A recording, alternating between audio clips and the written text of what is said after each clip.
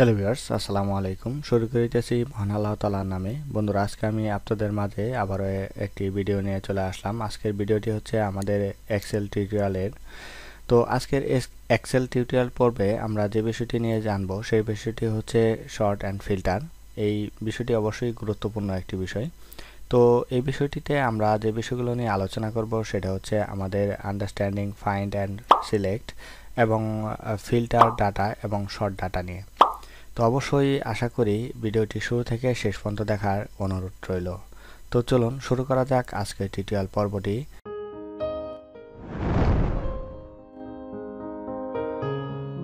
আমাদের প্রথমে যে বিষয়টি নিয়ে কাজ করব সে বিষয়টি হচ্ছে আমাদের এক্সেলে যদি আমরা কোনো কিছু ফাইন্ড করতে চাই বা খুঁজতে চাই তাহলে কিন্তু অবশ্যই আপনাকে এই বিষয়টি এটা অনেক বড় একটি শীট যদি থাকে সেক্ষেত্রে আপনার খোঁজাটা অনেক কঠিন হয়ে যায়।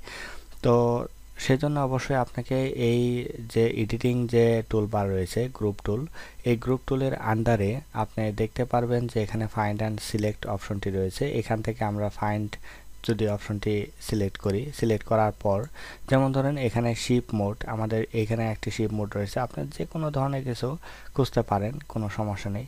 তো এখান থেকে যদি আপনি এই ধরেন আপনার এখানে বাস, আমরা লিখলাম বাস, পিওএস বাস, এখানে বাস লেখার পরে আমরা যদি চাই নেক্সট, দেখেন একটা একটা করে এখানে কিন্তু যাবে, এখানে যাবে, আমরা নেক্সট নেক্সট নেক্সট। তো এখন যদি আমরা ফাইন্ড অল যদি ক্লিক করি তাহলে দেখেন এখানে চমৎকারভাবে সম্পূর্ণ আমাদের ডাটা চলে আসছে।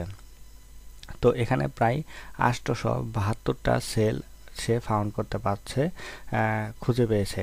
তো এখন আপনি যদি চান এই বাস লেখার পরিবর্তে আপনি অন্য কোনো লেখা পরিবর্তন করবেন, এখানে বাসটাকে উঠিয়ে দিয়ে আপনি অন্য কোনো শব্দ ব্যবহার করতে চান, তো সেক্ষেত্রে আপনাকে এখান থেকে রিপ্লেস একটি অপশন রয়েছে, এই রিপ্লেস অপশনে ক্লিক করে আপনি যদি এখান থেকে যদি আপনি লেখেন লরি, আমরা যদি লরি লিখে আমরা এখান থেকে রিপ্লেস অল যদি ক্লিক করি তাহলে দেখেন এখানে ওকে দেওয়ার সাথে সাথে এখানে যেখানে বাস ছিল সেইগুলা অবশ্যই আপনাকে খুঁজে নিতে হবে এবং এখানে খোঁজার কোনো দরকারই নেই, যে সমস্ত বাসগুলো আপনার লরিতে পরিণত হয়ে গেছে এই রিপ্লেস করার মাধ্যমে। তাহলে বন্ধুরা, আমরা খুব সহজেই আমরা ফাইন্ড করতে পারলাম, যে কোনো ধরনের কিছু আমরা ফাইন্ড করতে পারবো এই অপশনটির মাধ্যমে, এবং এটা ফাইন্ড করব এবং এটা রিপ্লেস, তো ফাইন্ডের সাথেই রয়েছে রিপ্লেস, আমরা চাইলে ফাইন্ড করে রিপ্লেস করতে পারি, কোনো সমস্যা নেই। তো বন্ধুরা, আর এছাড়াও যদি আমরা শুধু রিপ্লেস করতে চাই তাও রিপ্লেস করতে পারবো, কোনো সমস্যা হবে না।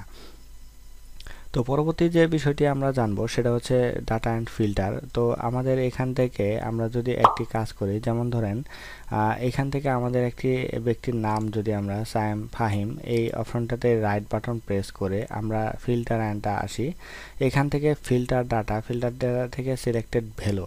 তো এখানে দেখেন সমস্ত সিলেক্টেড ভ্যালু দেওয়ার সাথে সাথে দেখেন সবগুলো এক ব্যক্তির নাম চলে আসে, মানে যে এই ব্যক্তিটা যে যে ধরনের ডাটা বা ট্রান্সফার করেছে বা এই ব্যক্তির যে অ্যাকাউন্ট ম্যানেজার রয়েছে তার কতগুলো কাজ করা হয়েছে সেই সমস্ত কাজগুলো আমরা খুব সহজে কিন্তু আমরা সিলেক্ট করে নিয়ে আসতে পারলাম। তো আমি কন্ট্রোল জেড প্রেস করে আবার আন্ডু করে নিলাম।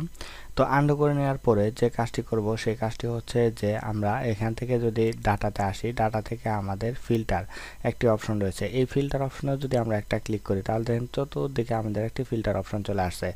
তো এখান থেকে আমরা যদি অল সিলেক্ট আমরা আনসিলেক্ট করে দিয়ে আমরা যে কোনো একটা ব্যক্তির নাম যদি এখানে সিলেক্ট করে দিই, ওকে দেই, তাহলে দেখেন এখানে ওই ব্যক্তিটার নাম চলে আসছে। তো এখন এই ক্ষেত্রে আমরা যদি চাই যে এখান থেকে আমাদের যে একটি নাম্বার রয়েছে, জাস্ট লাস্টের দিকে যে ভ্যালুটি রয়েছে সেই ভ্যালুটি থেকে যদি আমরা এখানে নাম্বার ফিল্টার আসি, নাম্বার ফিল্টার থেকে টপ 10, তো টপ 10 বলতে আমরা এখানে টপ 10ও রাখতে পারি অথবা 5টিও রাখতে পারি। রাখার পরে আমরা এখানে জাস্ট ওকে দেই, এখানে দেওয়ার পরে দেখতে পাচ্ছি যে মাত্র একটা আমাদের টপ 10-এর মধ্যে আছে আর বাকিটা আমাদের এখানে নেই। আমরা এখান থেকে যদি আমরা 5 না দিই, আমরা যদি 10 দেই, এখানে 10 দেই, 10 দেওয়ার পর আমরা ওকে দিই 10 এখানে ওইভাবে দেখাচ্ছে না, বা এইখানে যে ডাটাগুলো রয়েছে এই ডাটাগুলো বা অ্যাকাউন্ট ম্যানেজার এটাকে আমরা অল সিলেক্ট করে দিয়ে আমরা ওকে দিই, তাহলে দেখতে পারবো এখানে বৃদ্ধি পেয়ে যাবে, কারণ এখান থেকে ডাটাগুলো আমাদের প্রচুর পরিমাণ সমস্ত ডাটা থেকে টপ 10 বের করে ফেলছে। তো ওই একক ব্যক্তি থেকে টপ 10টা বের করতে পারবে না। তো এটা মূলত সম্পূর্ণ ডাটা থেকেই টপ 10 আপনি বের করতে পারবেন। তো এখান থেকে দেওয়ার পর আপনি ওকে দিয়ে সমস্ত দেন, তাহলে সবগুলো চলে আসবে। খুব সহজেই এই ডাটা ফিল্টারের মাধ্যমে আমরা কিন্তু খুব সহজেই ফাইন্ড করতে পারবো যে কোনো বিষয়।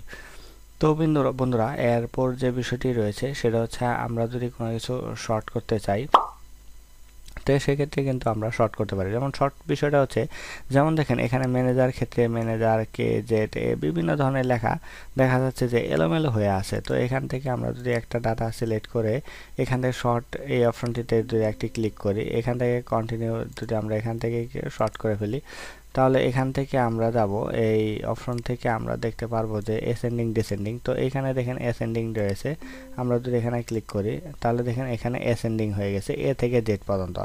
আবার যদি ডিসেন্ডিং এ ক্লিক করে আবার ওকে দেই, তাহলে দেখেন এখানে জেড থেকে আমাদের মানে বড় সংখ্যা থেকে ছোট সংখ্যা দিকে চলে গেছে।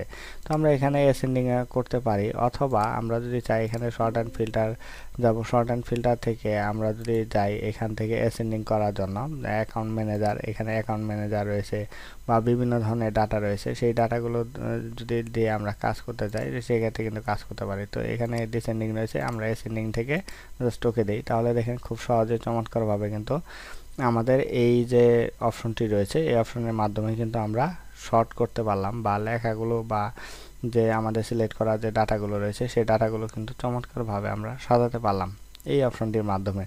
তো বন্ধুরা আশা করি যে আপনারা আজকে যে টিউটোরিয়াল পড়বে এই চমৎকার 3টি বিষয় জানতে পেরেছেন। আর আমাদের এই বিষয়গুলো যদি আপনাদের জেনে উপকৃত হয়ে থাকেন তাহলে অবশ্যই আমাদের চ্যানেলটিকে সাবস্ক্রাইব করে এই পাশে থাকা বেল আইকনটি বাজিয়ে দিবেন এই ধরনের সকল ভিডিওর আপডেট পেতে। তো বন্ধুরা আজকে টিউটোরিয়াল পর্বে এতটুকু ছিল, এবং আগামী পর্ব দেখার আমন্ত্রণ জানিয়ে আজ বিদায় নিচ্ছি। সবাই ভালো থাকবেন, সুস্থ থাকবেন, আল্লাহ হাফেজ।